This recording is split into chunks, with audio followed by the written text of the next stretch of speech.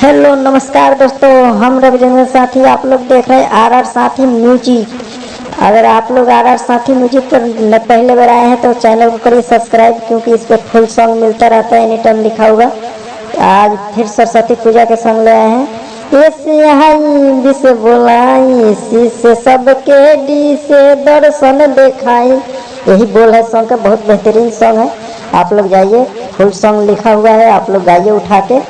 और चलिए आप लोगों को गाना सुना दे। इससे पहले हमारे चैनल पर पहले बार आए हैं तो चैनल को करिए आप लोग सब्सक्राइब और फुल वीडियो देखिए, तब जाके जाइए आप लोग समझिए पहले। चलिए मिलाते हैं आप लोगों को, मुखरा सुनाते हैं कैसे है।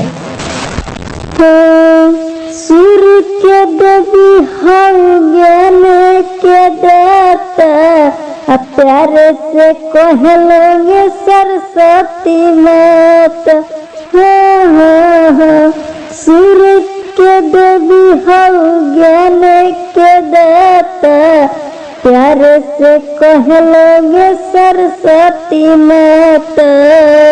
हमारो के तनिक गवैया बनाई हो कि हमारो के तनिक गवैया बनाई।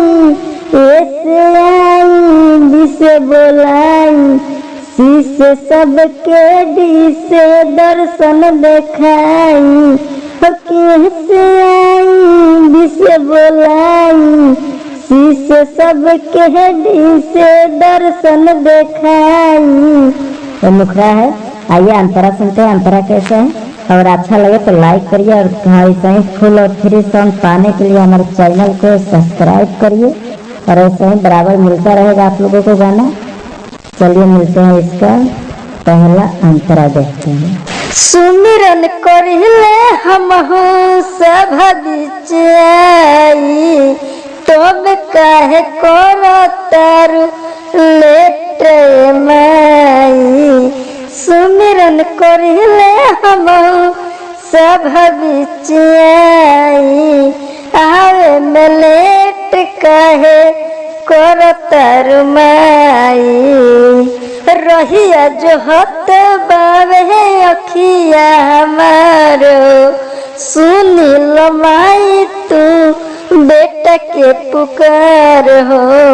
रहिया जो हत बावे अखिया हमार हो, सुनिल माई तू बेटा के पुकार हो।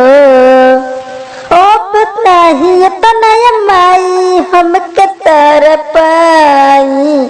ऐसे आई बिस बोलाई शीश सबके डी से दर्शन दिखाई।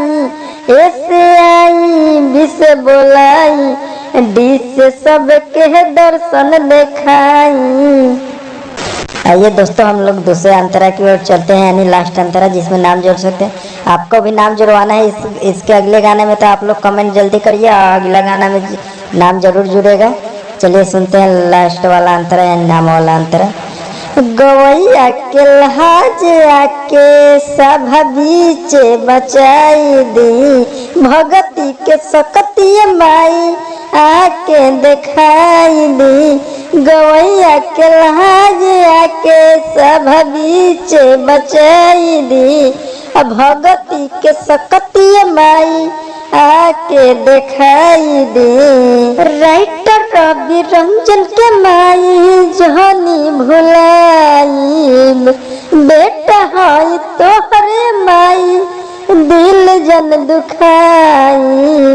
राइटर रवि रंजन के माई जहनी भुलाई, बेटा है तोहरे माई दिल जन दुखाई। अपना बिना के धुन माई तनी सुनाई। ऐसे आई बिस बोलाई शीश सबके डिस दर्शन दिखाई। ऐसे आई बिस बोलाई शीश सबके डिस दर्शन दिखाई। ऐसे आई बिस बोलाई डिस सबके दर्शन दिखाई। खत्म हुआ। अगर अच्छा लगा हो लास्ट तक होगा तो कमेंट जरूर करिए, कमेंट करिए। दूसरे सॉन्ग में आपका नाम जरूर आएगा, आप लोग कमेंट करिए। और अच्छा लगे तो शेयर भी करिए, आगे बढ़ाइए इस गाने को।